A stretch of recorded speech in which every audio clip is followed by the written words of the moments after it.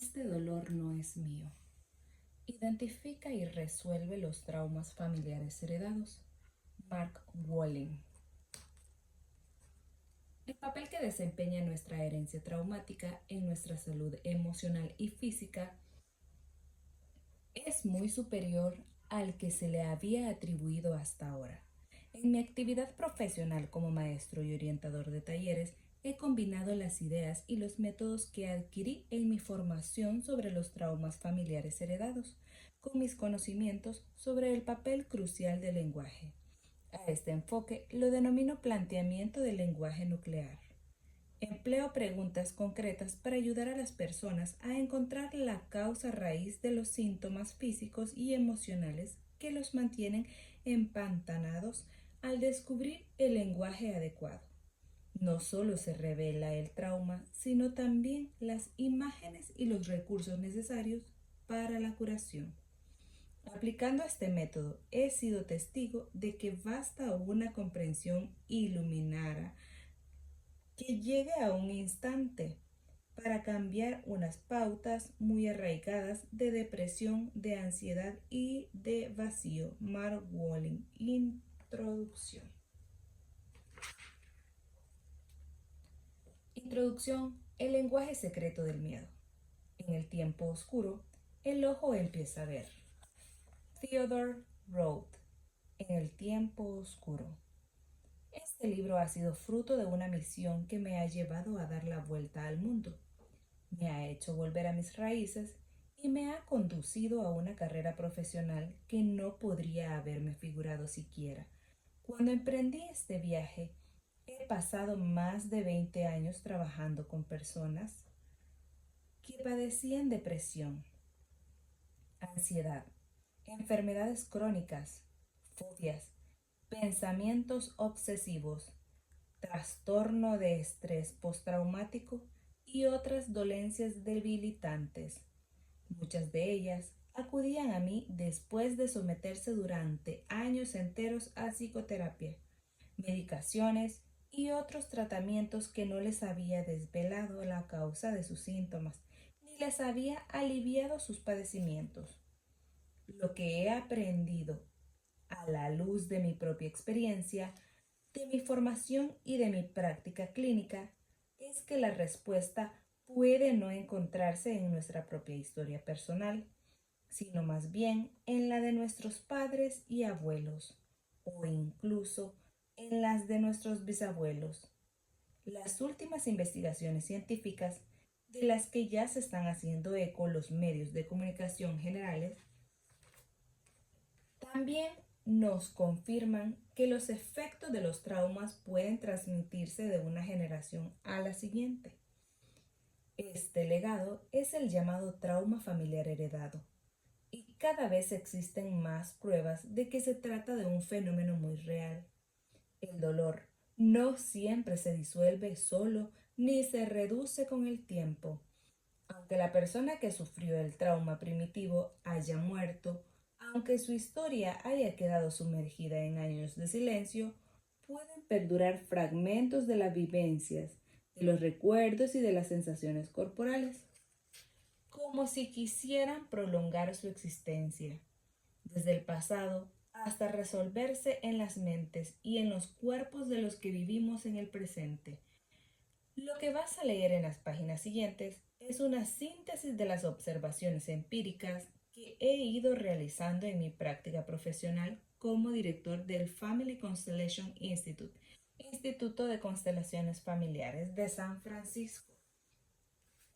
Junto con los últimos descubrimientos de la neurociencia, la epigenética y la ciencia del lenguaje, también reflejo en este libro mi formación profesional con el célebre psicoterapeuta Bert Hellinger, en cuyo planteamiento de la terapia familiar se manifiestan los efectos psicológicos y físicos de los traumas familiares heredados a lo largo de múltiples generaciones.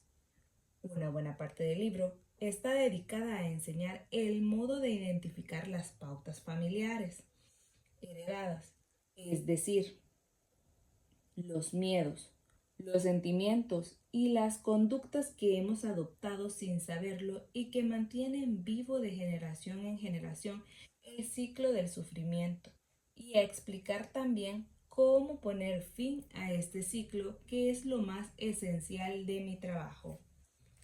Podrás aprender cómo aprendí yo, que muchas de estas pautas no son nuestras, solo las hemos tomado prestadas a otros miembros de nuestra historia familiar. ¿Por qué sucede esto? Yo creo firmemente que es para que pueda salir a la luz, por fin, una historia que se pueda contar. Voy a contarte la mía. Nunca me había propuesto crear un método para superar el miedo y la ansiedad. Todo comenzó el día que perdí la vista. Estaba sufriendo la primera de mis migrañas oculares. No se trataba de verdadero dolor físico digno de mención, sino de un torbellino de terror tenebroso en cuyo interior me oscurecía la visión. Yo tenía por entonces 34 años y estaba en mi despacho. Tuve que buscar a tientas el teléfono de mi mesa y marcar a ciegas el número de emergencia. No tardaron en enviar una ambulancia. Las migrañas oculares no suelen ser graves. Se te nubla la vista, pero se te suele normalizar de nuevo al cabo de una hora, más o menos. Solo que esto no siempre lo sabes cuando te está dando. Sin embargo, en mi caso, la migraña ocular no fue más que el principio. A las pocas semanas empecé a perder la visión del ojo izquierdo. Las caras y las señales de tráfico se convirtieron en manchas grises. Los médicos me comunicaron que tenía una retinopatía serosa central, trastorno incurable y de causa desconocida, bajo la retina. Se acumula líquido que termina por filtrarse y produce lesiones y enturbiamiento del campo visual. Un 5% de los pacientes, los que tienen la forma crónica de la enfermedad que había contraído yo, llegan a perder la vista hasta el punto de ser considerados ciegos. Según la definición legal, me dijeron que contara con que ambos ojos quedarían afectados. Era cuestión de tiempo. La verdad es que los médicos no sabían decirme cuál era la causa de mi pérdida de visión, ni cómo podía curarla. Probé varias cosas por mi cuenta: vitaminas, ayunos consumos, imposiciones de manos. Y me parecía que con todo ello el problema se agravaba más aún. Estaba desconcertado. Se estaba haciendo realidad el mayor de mis miedos sin que yo pudiera hacer nada al respecto. Ciego, sin poder valerme por mí mismo, y solo me derrumbaría mi vida. Se hundiría, perdería las ganas de vivir. Me representaba mentalmente la situación una y otra vez. Cuanto más lo pensaba, más hondos eran los sentimientos de impotencia que tenían incrustados en el cuerpo. Me estaba hundiendo en arenas movedizas. Cada vez que intentaba liberarme, mis ideas volvían de nuevo a las imágenes en que me representaba a mí mismo.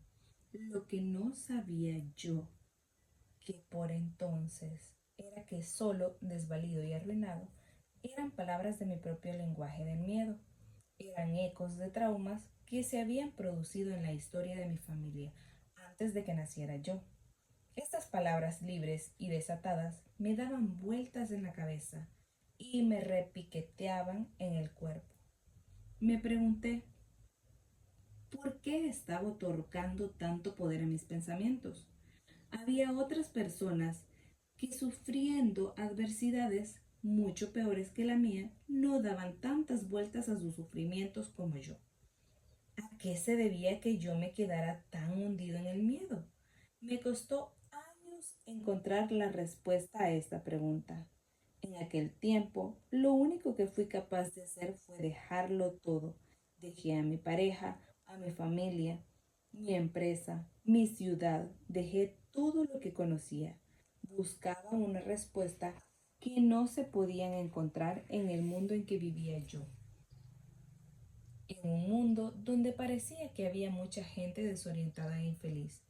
Yo no tenía más que preguntas y sentía pocas ganas de seguir adelante con la vida tal como la conocía.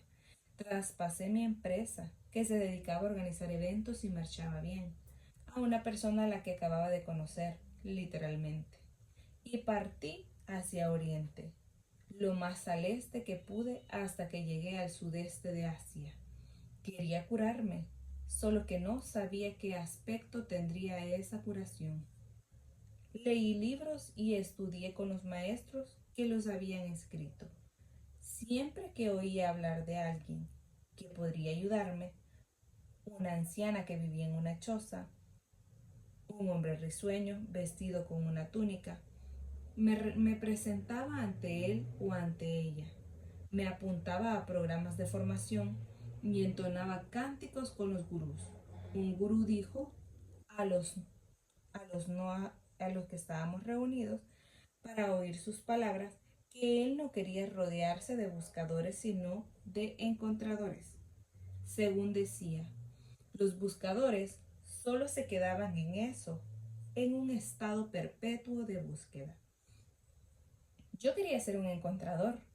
Meditaba varias horas al día, hacía ayunos de varios días seguidos, me preparaba infusiones de plantas medicinales y combatía las toxinas feroces que me figuraba que habían invadido mis tejidos. Mientras tanto, iba perdiendo la vista y me hundía más y más en la depresión. Por entonces, no había caído todavía en la cuenta de que cuando intentamos resistirnos a algún sentimiento doloroso, lo que solemos conseguir es prolongar ese mismo dolor que queremos evitar. Esta actitud desemboca en la continuación del sufrimiento, y el hecho mismo de buscar tiene algo que nos bloquea lo que buscamos. Ese estar mirando siempre fuera de nosotros mismos puede impedirnos saber cuándo hemos dado con el objetivo. Puede que esté teniendo lugar algo valioso dentro de nosotros, pero corremos el riesgo de pasarlo por alto si no estamos sintonizados con nuestro interior. Los curadores me animaban a mirar más hondo, preguntándome, ¿qué es lo que quieres ver? Pero ¿cómo podía saberlo yo? Estaba a oscuras. En Indonesia, un gurú me iluminó un poco más, diciéndome, ¿quién te has creído que eres para no tener problemas de vista? Puede que Joan no oiga tan bien como Gerard, y puede que Elisa no tenga los pulmones tan sanos como Yerta, y Dietrich no andaba tan bien como Sebastián, ni mucho menos. Era un cursillo al que asistían muchos alemanes y holandeses, y parecía que casi todos tenían algún trastorno crónico. Aquello me llegó hondo. El gurú tenía razón. ¿Quién era yo para no tener problemas de vista? Oponerme a la realidad era una arrogancia por mi parte.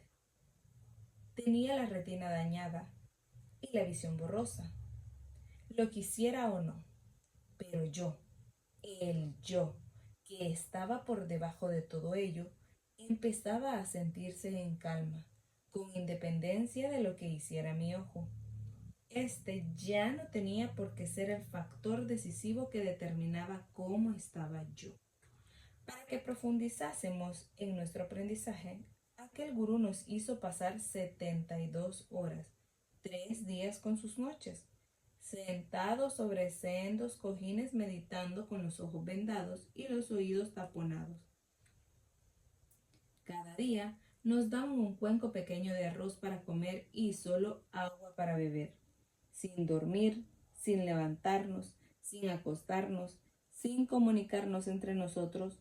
Para ir al baño teníamos que levantar la mano y entonces te acompañaban a oscuras a un agujero en el suelo. Esta locura tenía como objetivo eso mismo, que llegásemos a conocer de primera mano la locura de la mente a base de observarla. Descubrí que mi mente me estaba acosando constantemente con ideas en las que me representaba el peor de los casos posibles, con la mentira de que si me preocupaba lo suficiente, podría aislarme de aquello mismo que más temía. Después de esta experiencia y de otras semejantes, empezó a aclarárseme un poco la visión interior. No obstante, el ojo seguía igual, con filtraciones y lesiones. Tener un trastorno de la vista es como una gran metáfora a muchos niveles. Acabé por descubrir que no se trataba tanto de una cuestión de lo que podía o no podía ver, sino más bien de cómo veía las cosas. Pero no fue entonces cuando dio el giro radical.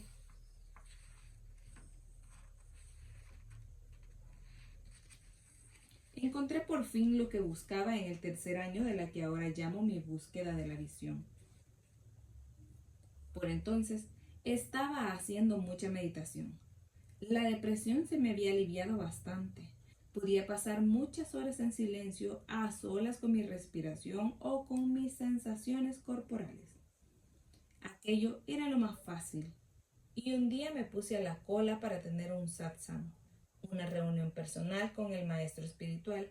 Pasé varias horas esperando vestido con la túnica blanca que llevábamos todos los del templo. Me tocó por fin. Esperaba que el maestro me felicitara por mi dedicación, pero supo mirar dentro de mí y vio lo que yo no veía. Me dijo, vuelve a tu casa, vuelve a tu casa y llama a tu madre y a tu padre. ¿Qué? Me quedé indignado. El cuerpo me temblaba de ira. Estaba claro que me había interpretado mal. Yo no necesitaba ya a mis padres. Había madurado más que ellos. Había renunciado a ellos. Hacía mucho tiempo los había cambiado por otros padres mejores, por padres espirituales, por todos los maestros, gurús y sabias que me guiaban hacia un despertar de nivel superior. Más aún, tenía encima varios años de terapias desacertadas, de dar puñetazos a almohadas y de hacer trizas cartulinas con las figuras de mis padres, y creía que ya había curado mi relación con ellos. Opté por hacer caso omiso de los consejos del gurú. A pesar de ello, esas palabras me habían calado hondo. No era capaz de quitarme de la cabeza lo que me había dicho el gurú. Estaba empezando a entender por fin que ninguna experiencia cae en saco roto. Todo lo que nos sucede tiene su valor con independencia de que reconozcamos o no a primera vista su importancia. Todo lo que entra en nuestras vidas nos conduce hacia alguna parte en última instancia. No obstante, yo estaba decidido a mantener intacta la ilusión de quién era yo. Lo único que tenía a lo que me podía aferrar eran mis grandes dotes de meditador, de modo que solicité una reunión con otros maestros espirituales, con un maestro que pondría las cosas en su sitio, o eso creía yo firmemente. Aquel hombre infundía su amor celestial a centenares de personas cada día. No me cabía duda de que vería en mí a la persona profundamente espiritual que yo me imaginaba ser. Otra vez tuve que hacer cola un día entero para verme con él. Me llegó el turno por fin, y entonces sucedió aquello. Lo mismo con las mismas palabras. Llama a tus padres, vuelve a tu casa y haz las paces con ellos. Esta vez entendí a lo que me decían. Los grandes maestros saben. A los que son verdaderamente grandes no les importa si crees o no en sus enseñanzas. Te presentan una verdad y te dejan en paz para que descubras a sola tu propia verdad. Adam Wapnick ha descrito así la diferencia entre gurú y maestro de su libro Through the Children's Gate, a través de la puerta de los niños. El gurú se nos entrega y nos entrega después su sistema. El maestro nos entrega su materia y después nos entrega a nosotros mismos. Los grandes maestros comprenden que nuestro origen afecta a nuestro destino y que lo que queda por resolver de nuestro pasado influye sobre nuestro presente. Saben que nuestros padres tienen importancia con independencia de si saben ser buenos padres o no. Es innegable. La historia de nuestra familia es nuestra historia, reside en nosotros, nos guste o no.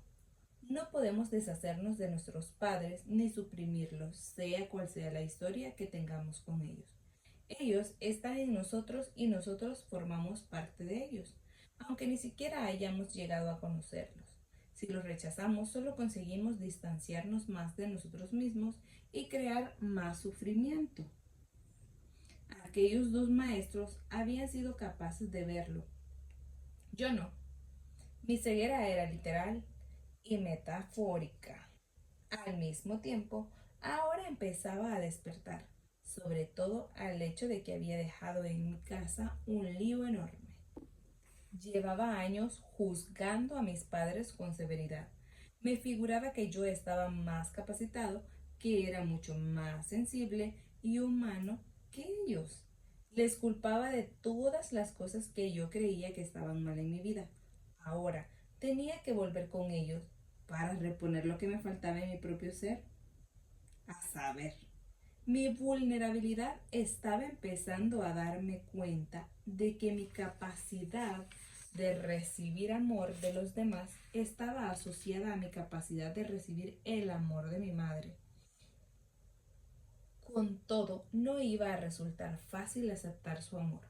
Mi vínculo con mi madre estaba tan roto que cuando ella me abrazaba me sentía como si hubiera caído en una trampa para osos. El cuerpo se me tensaba como para crear un caparazón que ella no fuera capaz de atravesar. Esta herida afectaba a todos los aspectos de mi vida y sobre todo a mi capacidad para mantener abierto en una relación de pareja. Mi madre y yo podíamos pasarnos meses enteros sin hablarnos. Cuando hablábamos, yo encontraba la manera de descartar los sentimientos cálidos que me manifestaba ella, ya fuera por medio de mis palabras o con mi lenguaje corporal blindado. Me presentaba frío y distante. A mi vez, yo la acusaba de no ser capaz de verme a mí, de escucharme. Era un callejón sin salida emocional, dispuesto a curar nuestra relación rota. Tomé un vuelo a Pittsburgh, a la ciudad donde estaba mi casa familiar. Llevaba varios meses sin ver a mi madre. Cuando llegué ante la casa sentí la tensión que se acumulaba en mi pecho. No estaba seguro de que fuera posible reparar nuestra relación. Yo tenía dentro demasiados sentimientos en carne viva. Me preparé para lo peor, representándome mentalmente la situación. Ella me abrazaría y yo, que no deseaba otra cosa que ablandarme en sus brazos, haría exactamente lo contrario. Me haría de acero. Y aquello fue lo que pasó. Envuelto en un abrazo que me resultaba casi insoportable, apenas era capaz de respirar. Sin embargo, le pedí que siguiera abrazándome, que quería aprender a conocer por dentro y por fuera la resistencia de mi cuerpo, dónde me tensaba, qué sensaciones me surgían, cómo me acercaba. Aquella información no era nueva. Ya había visto reflejada aquella pauta en mis relaciones de pareja, solo que esta vez yo no me apartaba.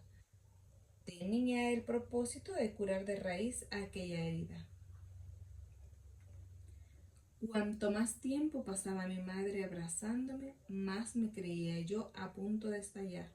Aquello me producía dolor físico. El dolor daba paso a la insensibilidad y la insensibilidad al dolor. Después, al cabo de muchos minutos, algo se dio.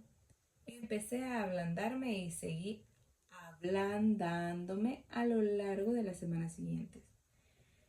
En una de las muchas conversaciones que mantuvimos durante aquel tiempo, ella me contó casi de pasada una cosa que había sucedido cuando yo era pequeño. Mi madre había tenido que pasarse 3 semanas ingresada en un hospital para operarse de la vesícula, sabiendo que Sabiendo esto, empecé a unir las piezas de lo que me pasaba dentro de mí.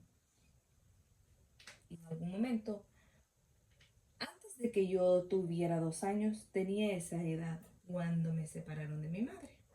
Se había arraigado dentro de mi cuerpo una tensión inconsciente. Cuando mi madre volvió a casa, yo había dejado de tener confianza en su cariño. Ya no era vulnerable a ella. En vez de ello, la aparté de mí y seguiría haciendo lo mismo durante los 30 años siguientes. Hubo otro hecho temprano que también pudo contribuir al miedo que tenía yo a que mi vida se arruinara de pronto. Mi madre me dijo que cuando me dio a luz, el parto había sido difícil y el médico había tenido que emplear el forceps. A consecuencia de ello, nací con múltiples magulladuras y con el cráneo algo hundido, cosa bastante común en los partos con forceps. Mi madre me desveló con pesar por su parte que cuando vio mi aspecto al principio le costaba trabajo hasta tenerme en sus brazos. Su relato me llegó hondo y me ayudó a explicarme ese sentimiento de estar arruinado, que yo conocía tan profundamente. Lo curioso era que los recuerdos traumáticos de mi propio nacimiento, que tenía sumergidos en el cuerpo, salían a la superficie siempre que yo daba a luz un proyecto nuevo o que presentaba en público un nuevo trabajo. El mero hecho de entender esto me aportó paz. También tuvo el efecto inesperado de acercarnos más a mi madre y a mí. Mientras reparaba el vínculo con mi madre, empecé a reconstruir también mi relación con mi padre. Mi padre había trabajado en la construcción y había sido sargento en la marina. Vivía solo en un apartamento pequeño y destartalado, el mismo en el que llevaba viviendo desde que se divorció de mi madre, cuando yo tenía 13 años, y no se había molestado nunca en reformarlo. Como siempre, había herramientas viejas, tuercas, tornillos, clavos y rollos de cable eléctrico de cinta adhesiva dispersos por la habitación y por el pasillo. Cuando estábamos juntos en aquel mar de hierro y acero oxidado, le dije que le echaba mucho de menos. Fue como si las palabras se evaporaran en el vacío. Él no supo qué hacer con ellas. Yo había anhelado desde siempre estrechar mi relación con mi padre, pero ni él ni yo habíamos sabido hacerlo. Sin embargo, aquella vez seguimos hablando. Le dije que le quería y que había sido un buen padre. Le conté los recuerdos que tenía de las cosas que había hecho él por mí cuando yo era pequeño. Sentía que él escuchaba lo que estaba diciendo a pesar de que sus actos daban a entender lo contrario. Se encogía de hombros y cambiaba de tema. Tuvimos que pasar muchas semanas hablando y compartiendo recuerdos. Una de las veces que estábamos comiendo juntos me miró fijamente a los ojos y me dijo: "Nunca creí que me quisieras". Me quedé casi sin respiración. Estaba claro que los dos teníamos dentro un gran dolor acumulado. En aquel momento algo se rompió y se abrió. Eran nuestros corazones. A veces el corazón debe romperse para poder abrirse. Con el tiempo empezamos a expresarnos nuestro amor mutuo. Yo veía ya los frutos de haber confiado en las palabras de nuestros maestros y de haber regresado a mi casa para curarme con mis padres. Estaba siendo capaz, por primera vez, que yo recordara de permitirme a mí mismo recibir el amor y el cariño de mis padres, no del modo que yo había esperado en otros tiempos, sino del modo en que ellos eran capaces de dármelo. Algo se había abierto dentro de mí. No me importaba cómo podían o no podían quererme. Lo que me importaba era cómo podían recibir yo lo que ellos podían darme. Eran los mismos padres de siempre. La diferencia estaba en mí. ¿Volvía a quererlos como debía de quererlos cuando era muy pequeño, antes de que se produjera la ruptura del vínculo con mi madre? Mi separación temprana de mi madre, además de otros traumas semejantes que había heredado yo de mi historia familiar, más concretamente, el hecho de que 3 de mis abuelos habían perdido a sus madres respectivas a edad temprana y el cuarto había perdido a su padre siendo muy pequeño y había perdido también entre el dolor una buena parte de la atención de su madre. Había contribuido a forjar mi lenguaje secreto del miedo. Por fin, las palabras solo desvalido y arruinado y los sentimientos que había acompañado a estas palabras empezaban a perder la capacidad de llevarme por mal camino. Se me estaba otorgando una vida nueva en la que destacaba mucho mi relación renovada con mis padres. A lo largo de los meses siguientes, restablecí un vínculo de cariño con mi madre. Su amor, que antes me había parecido agresivo y áspero, me resultaba ahora tranquilizador y reconfortante. También tuve la fortuna de gozar de 16 años de relación estrecha con mi padre antes de su muerte. Durante sus últimos 4 años de vida, marcados por la demencia senil, mi padre me enseñó una lección sobre la vulnerabilidad y el amor, quizás la más profunda que haya aprendido yo jamás. Nos reuníamos en aquel lugar que está más allá de los pensamientos, más allá de la mente, donde solo reside el amor más profundo. Tuve muchos grandes maestros a lo largo de mis viajes, pero volviendo la vista atrás, comprendo que fue mi ojo estresado, amenazando, terrorífico, lo que me hizo volver del otro extremo del mundo, volver a mis padres, abrirme paso entre la ciénega de los traumas familiares y llegar por fin hasta mi propio corazón. Mi ojo fue el maestro más grande de todos, con diferencia, en algún momento dado. Hasta dejé de pensar en mi ojo y de preocuparme por si mejoraría o empeoraría. Ya no esperaba volver a ver con claridad. Aquello había dejado de tener importancia de alguna manera. Recuperé la vista poco tiempo después.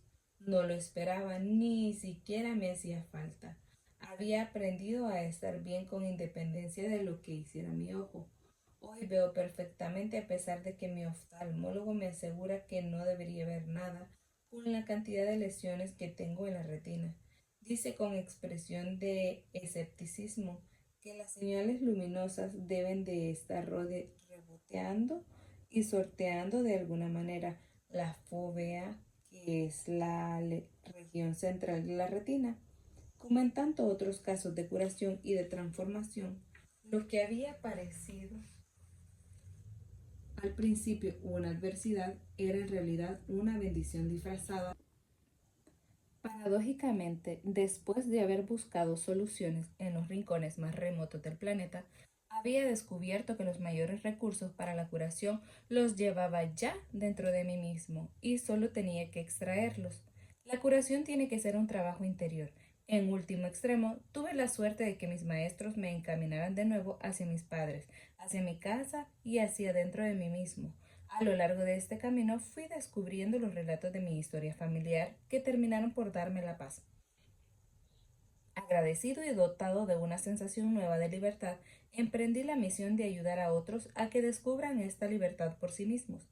Llegué al mundo de la psicología a través del lenguaje.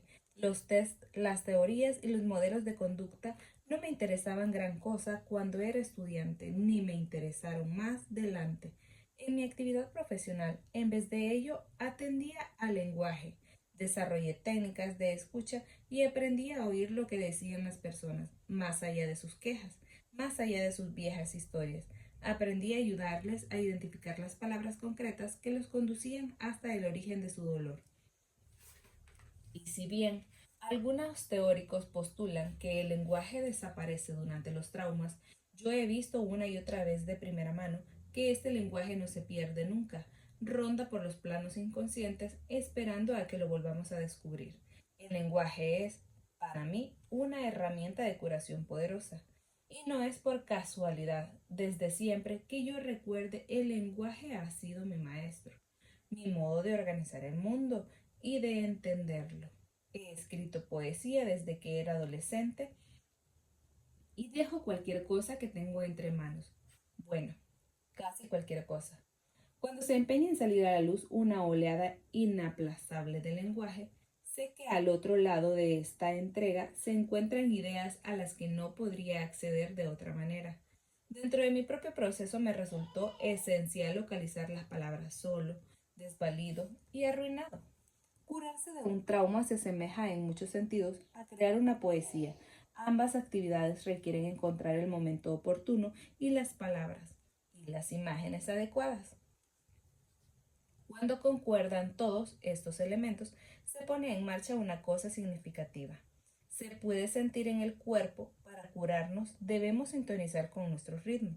Si llegamos a una imagen con demasiada precipitación, es posible que no arraigue. Si las palabras que nos consuelan nos llegan demasiado pronto, quizás no estemos preparados para asumirlas. Si las palabras no tienen precisión, quizás no las oigamos o no sintonicemos con ellas para nada. En mi actividad profesional como maestro y orientador de talleres, he combinado las ideas y los métodos que adquirí en mi formación sobre los traumas familiares heredados con mis conocimientos sobre el papel crucial del lenguaje. Llamo a esto planteamiento del lenguaje nuclear. Empleo preguntas concretas para ayudar a las personas a que descubran la causa raíz de los síntomas físicos y emocionales que los tienen empantanados.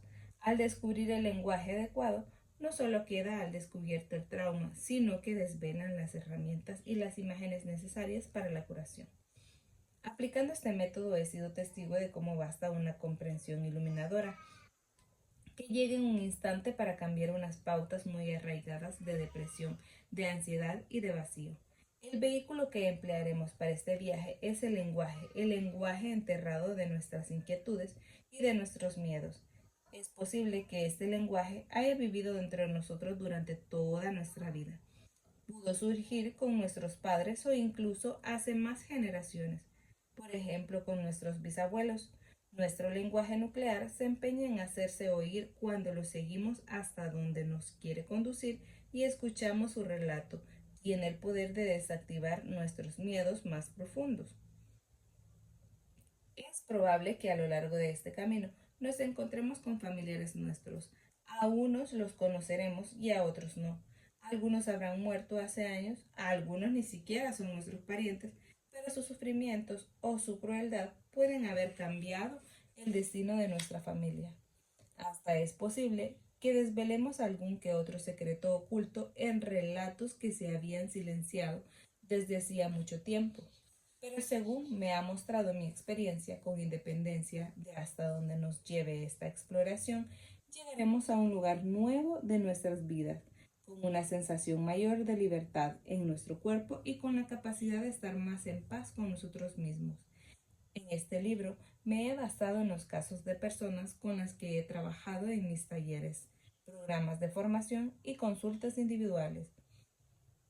Los hechos de cada caso son reales, pero he cambiado los nombres y otras características identificativas de los protagonistas para proteger su intimidad.